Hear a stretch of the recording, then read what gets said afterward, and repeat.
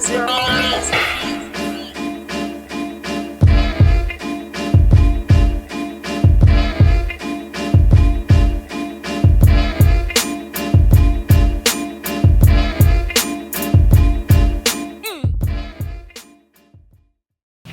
up, y'all? This is D. Will, representing Untapped Hip Hop. Today we out here in Pomona at the Dope Spot, and we're interviewing Noa Jame today, y'all. What's up? What's good? Blessings.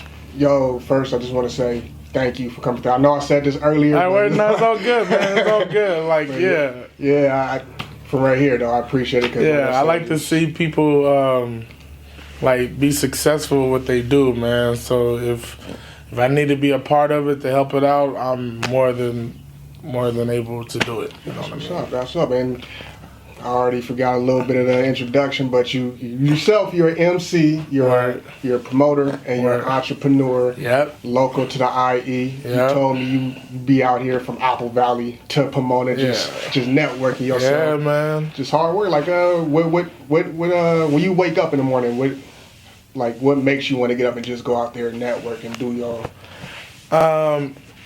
I have to do it, like, because I'm an indie artist, right? So I don't have no machine backing me. I don't have the PR. I don't have that, so I have to go do it myself. Like, me and my girl Lisa, we go out. Like, she manages me, she books me. Like, I book my own gigs too, so it's like I have to go out and network myself, go build with promoters.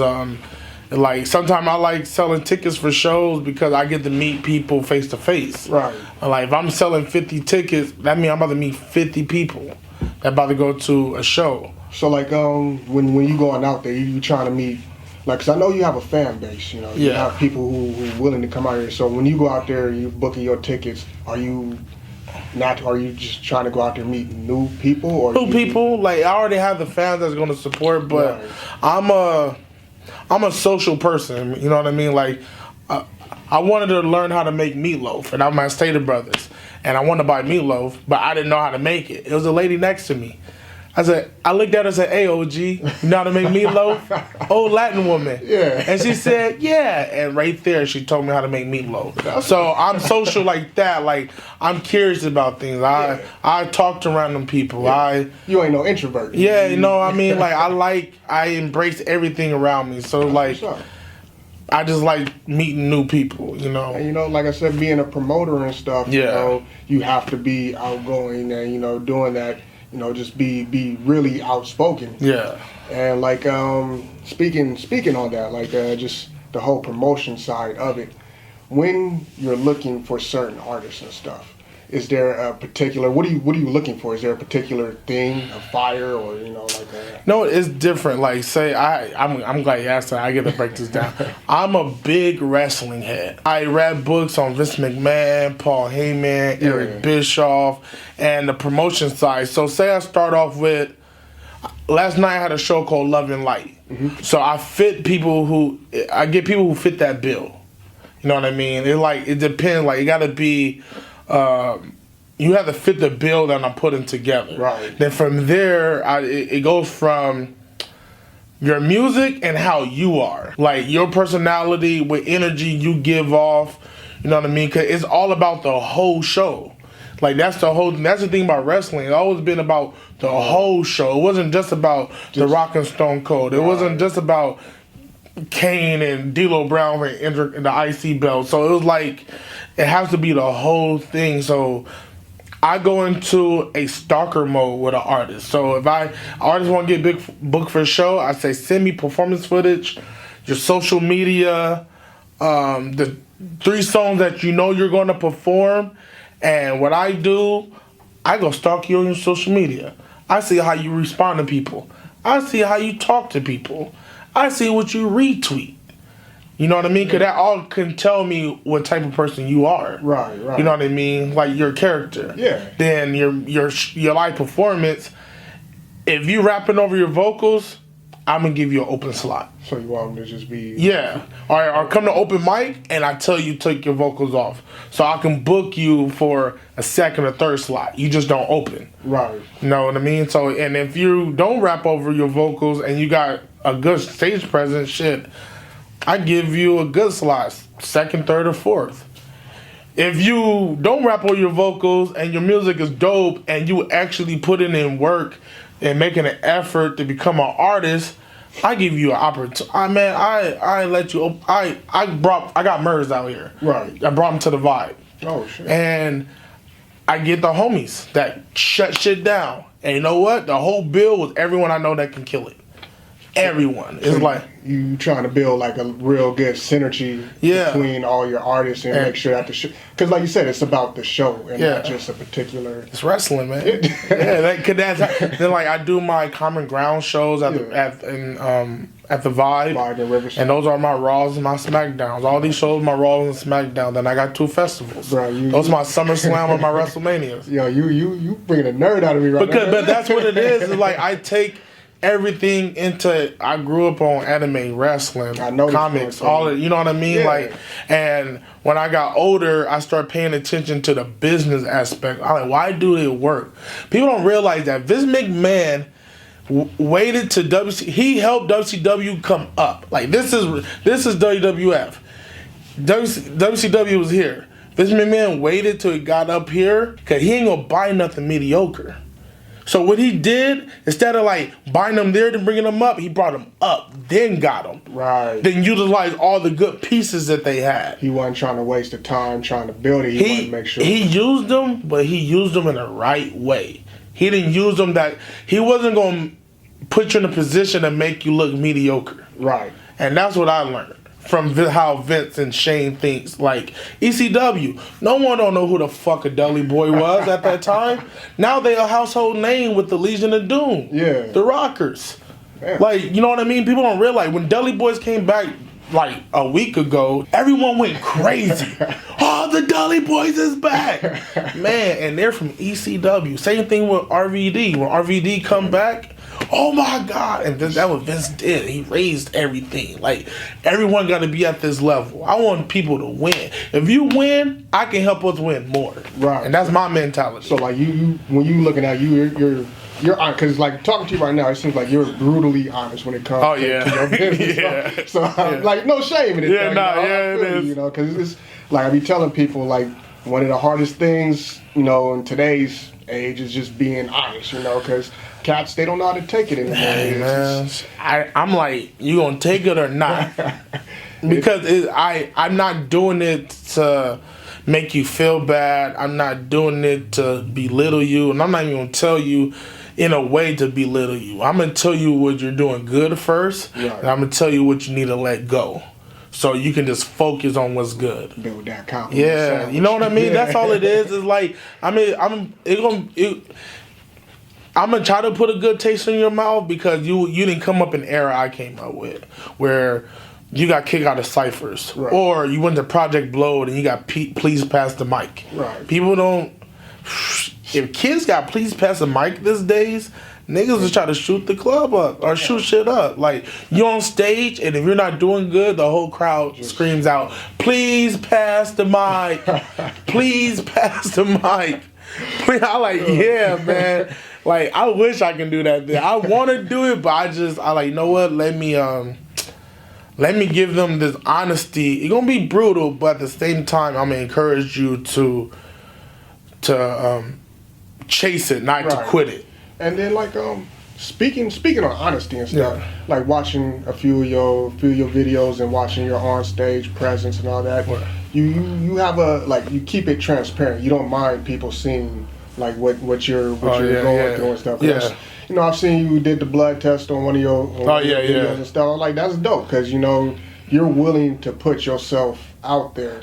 What made you decide when you got into the game? Was that like something that you said from the get-go, when I start this, I'm putting myself out there, or was it something that you evolved over? No, I always put myself out there. Like, I just wrote a song like a couple of days ago, and I said the first letter I wrote, I sent to my mama in jail. The first bars that I wrote, I sent to my mama in jail. Yeah. So everything, it started off with emotions. Like everything was heightened, emotional artist. I'm an emo ass rapper. and I had to learn how to make it in a way to where it's not too. I'm aggressive too, Right. So it's like I put the emotional, aggressive ass music, positive, aggressive griminess into the music. I don't know how it worked, but it's like it's a kind of like the Ghetto Boys or something. yeah, like even with the Ghetto Boys, like Scarface is one of those dudes where his music can be very positive, but his voice and the beat is real dark, and it's like. And Scarface is one of my favorite, like Scarface, 8 Ball, MJG, and all them. Like, it just, I told myself, I want to be vulnerable. I need to be vulnerable on the stage because some artists don't realize that helps people. That helps people out a lot. Like, Curtis and my bro, Fame Kills, and a lot of homies, like, we learned that, like, it's not about rapping about rappers. Like, it's not about rapping about just shit that's whack. It's rapping about shit that matters. Exactly. The shit that make you feel. The shit that's gonna help someone out, or it's just helping you out, and hopefully it helps someone else out. Like this is therapy for me. This is my vitamins. This is so from the jump. It been like that. From like, oh, I'm gonna just everything. I'm gonna release everything, and shit, I probably cried on stage like 6-7 times. Yeah, bro, like that Lauryn Hill on what was it? Yeah, bro. Like I had a release party. I had my first big release party, and like 200 some people showed up. Yeah, and I had a song talking about my pops and shit, and my mom, and I broke down on stage. I remember everyone come on stage and hug me. Like it's like. And for me being this size and people know who I am, they don't. Oh, he a punk. He is this, but like I tell people, I know your heart. Yeah. Like people know my heart. They're like, man, that's Noah. So, because you say like I said, you do have this presence on stage. You bring a lot of energy out there, and the fact that you that you're putting it all out there, that's something that's like you don't see that in a lot of artists. Like not even just saying nowadays, but just period. Yeah, you don't really see that in a lot of artists, and I think that kind of what separates like good artists and great artists, people who are willing to. It's like comedy, Yeah. Great comics, they talk about what's in their life. Yeah. I feel the same way about. And that MCs. Man, comics, bro, even anime, bro, anime, even the host what anime is about, and I told someone to go watch Naruto. It seems that you will learn about self-love. Yeah. You know what I mean? You know what I mean? Like, it's a lot of go watch Pain and how Pain talks and how he talk about pain and all of that. Like, it's a deep root that men don't speak about, but the anime speaks on it for us. It's for us. Anime is for men or young boys that need to go on this passageway, and anime helps us. It allows what we can't say. Yeah. I mean, that's what I learned, man. Like, I learned a lot from. I'm Boo. I figured out I'm Majin Boo. I'm Fat Boo. Yeah. I'm emotional. I can love you and I can fucking break your fucking spine real fucking fast. Like, go be super loving, but if something happen. That's out the window. That's out the window real fast. I love how you be getting into like anime and wrestling stuff. I was listening to your freestyle. You was talking about Cactus Jack and Mankind. I was like, man, like I felt like we had something. It was relatable, because I grew up in that era. And that's what man. She asked me. I said, you understand? I said, Lisa, every Monday, Thursday, or Friday, and even Wednesday, there's millions of people watching this one show. For the course of half of their fucking life. Everyone had the same experience. Yeah. At the same time. The same moment. If I tell someone, like, remember Razor Ramon and Shawn Michaels, they like, ah! Like ladder matches and... Remember when Hunter Hearst Helmsley got pedigree the Ultimate Warrior and he popped back up? They could be like, what? Like, everyone get this feeling in this moment. Like, it's crazy. It's only certain things in the world that do that. Yeah. Like hip hop do that to an extent, but everyone don't like. I'm watching Wu-Tang perform Triumph on during the Apollo, and I'm like, oh my god, ODB, oh man, I like the perform. I'm like, man, I'm watching it on Facebook and I'm having my own concert.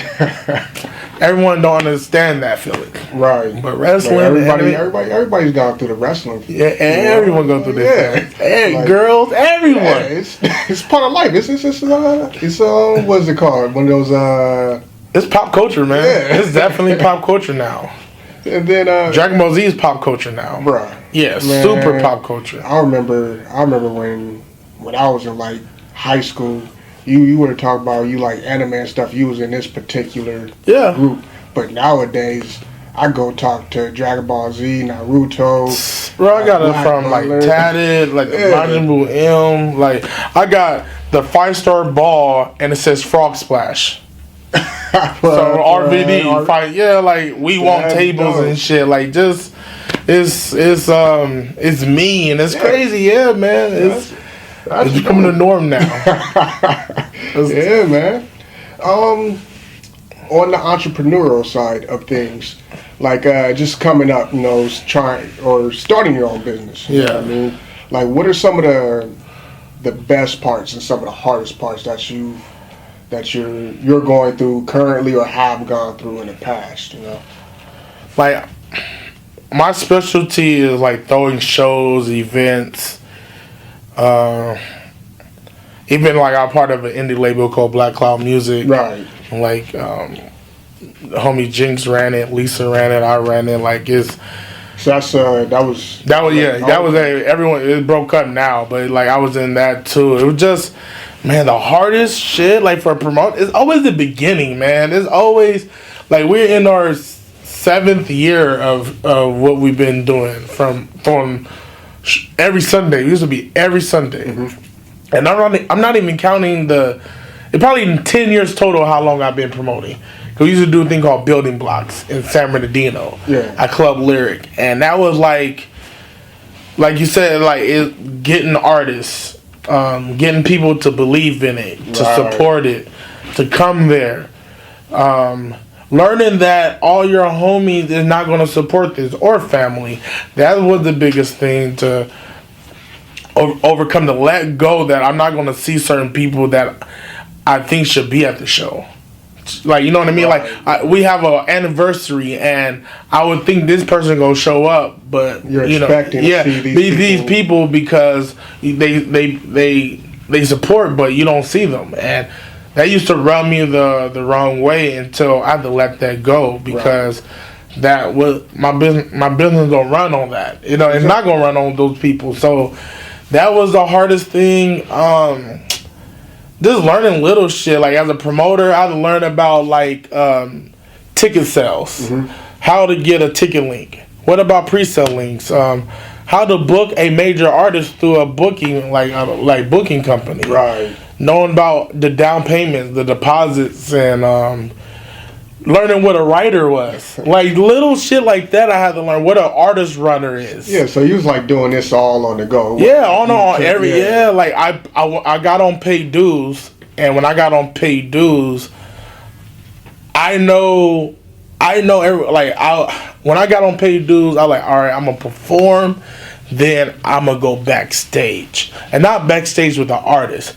Backstage with like the stage managers and the artists running. Like I'm in rooms just looking at shit because it's like when Michael was at the board and he's like, "Hey, what do this do?"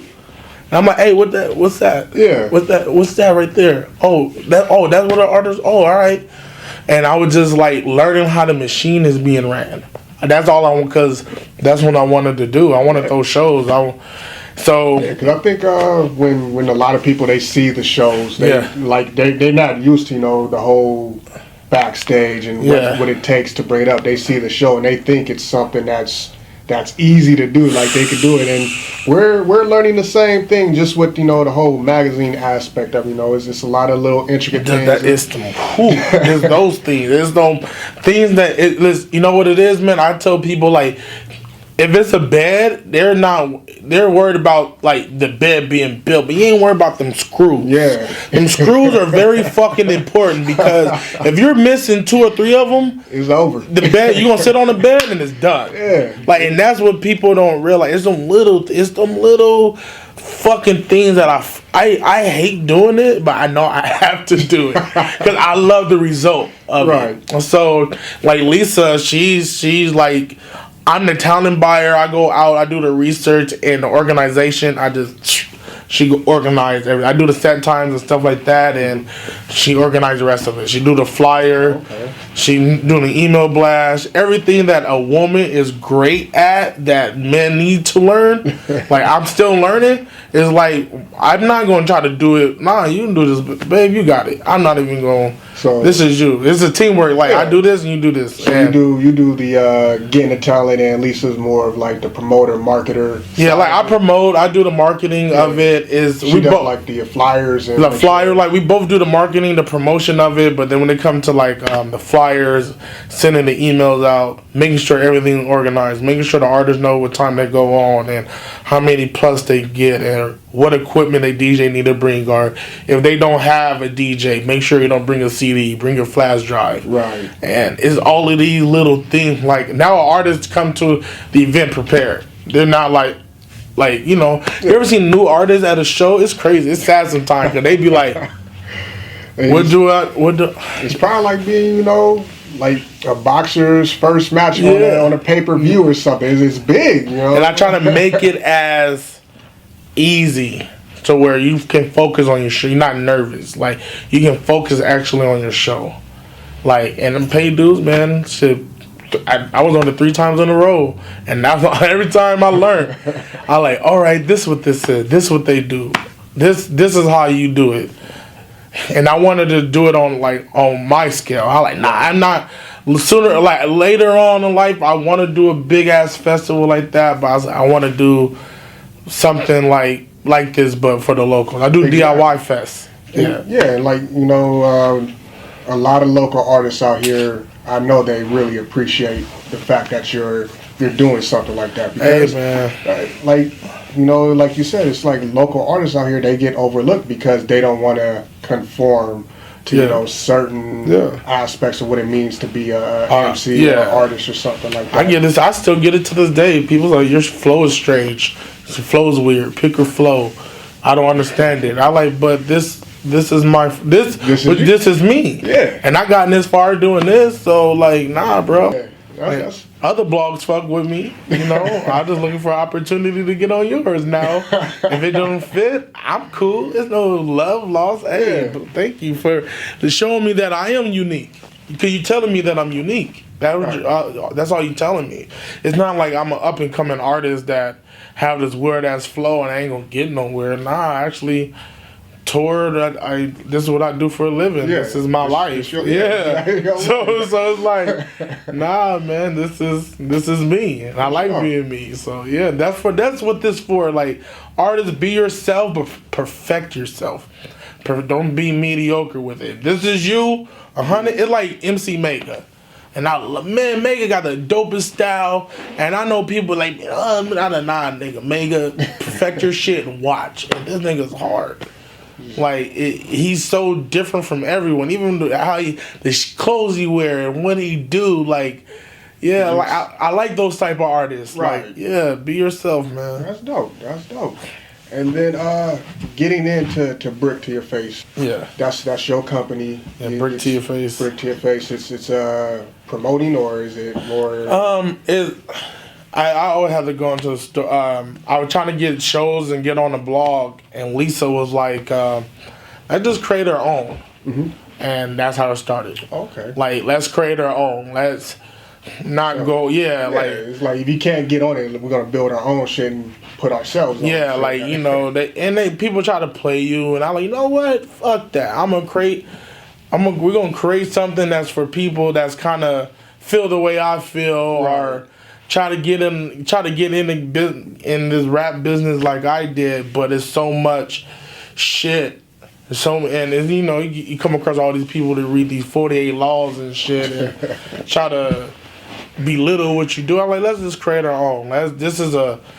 Let's create promotion. Let's create events. Let's a blog, interviews, and that's what everything. Yeah. Okay, so that's something like was originally built for you to get exposure but now it's more for up and comers to come. Yeah, no, it was built for it. It started like I'm gonna build it because I want this. Then I had a lot of homies doing the same thing, so it was like that's all the homies. Let's make sure like everyone we can post up your project. We can do an interview with you, an artist of the week, and do these things. And it just started off to a point to where I didn't put myself on a blog until like 2 months later. Like I really want to start it. You know, get the ball rolling. Yeah, get the ball rolling. I can't focus on me now. Like I remember I stopped doing shows for a minute and just start focusing on Brick to Your Face. Like, you know, first it was like Sky's the Limit. Remember these Sky's the Limit? We had two names. It was Brick to Your Face, then it was Sky's the Limit. Then we were like, that's stupid. Why would we have two companies? Like let's just make it one. Yeah, I like Brick to Your Face. Yeah. And I was like, we throw that away. And you know, Sky's the Limit by Biggie is my favorite song. It's her favorite video. So it's kind of like, I like, all right, let's make it one company and just start pushing. Just keep on doing it. Keep on, like, it's, like I said, it's the beginning. Right. Yeah, man. That's dope, though, man. Like, just the fact that, like you said, it was hard for you as a younger artist trying to get on. So you're like, you know what, I'm going to go, you know, build my own road and then help out the homies and stuff, you know. I'm gonna get into like the final question with it, and it's just like, where do you see, you know, Brick to Your Face, your company, your branding, Orca Nation, just you, Noa James. Where do you? What's not? I don't want to say end game, but I know a better word. You know, it's just like. And I don't want to say like 5-year plan because I think that's corny. Man, my whole goal for this is throw shows, man. Throw big shows. Throw festivals. Throw showcases. Do open mics. Do interviews. Give artists that the underdog some exposure. You know what I mean? The opportunity to showcase themselves. You know what I mean? Like I did for myself and. Merz did for me, like, you know what I mean? Like, Bad Boy Paid Dues did for me. It gave me an opportunity to show myself, and I fucking ran with it. Yeah, like, when you was doing Paid Dues, you was coming up with a lot of artists at the time, too, right? Because I know, what, Curtis King? James, Art Bars, Femme Kills, David May, Phantom Threat. Yeah, so like, you was in, like, a real good class of like artists at the time, right? Like, even, like, you know, even now, man, like, I'm an OG now out here. I probably have the longest running show. I'm probably one of the most artists that been doing it the longest and still doing it right now. Like you're a legend in the like so it's kind of like my whole thing is just to keep doing what I'm doing is elevate. Like kind of don't change the morals we have, the way we do business, how the people we build with and how we build. Is just, you know, I want to throw a festival at the Orange Show, and I got a homie that runs an independent wrestling league. So I want to throw a big show like that. Like, I know I can book RVD, you know, as an independent contract. And so many things that's possible now because the grind is, man. It's so much shit, man. It's crazy. Like I have a shirt they call a dab would do, right? Yeah. Right? Yeah. And that's me taking a dab one day, thinking of the shirt, calling a homie, the homie drew it up. 2 weeks later, I go on tour, I come back, shirt's done, then we have a release party. That's what's like it's really in that process, people are like, it's a recipe. And that's how I look at it. Like, I want to do this, I want to do this, I want to do this, I'm going to do this.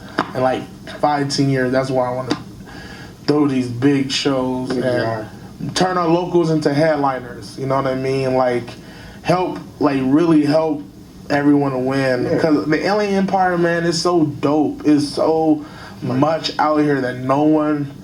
It's like the known unknown. Yeah, like, you know that shit, but you don't know where it came from.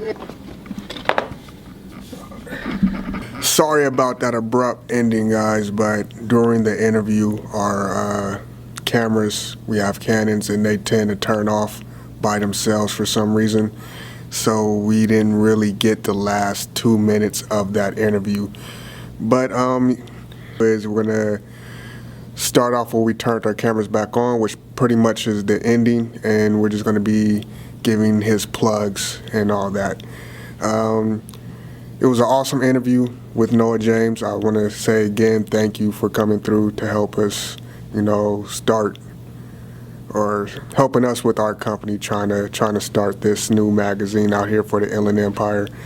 You guys rock with us some more. We got some more interviews coming through. We got Johnny Bars, Curtis King, and we will definitely be working on trying to get some more, local and, underground artists from the IE, LA area, San Diego. We're definitely looking for anybody willing to give us the time to see what's up.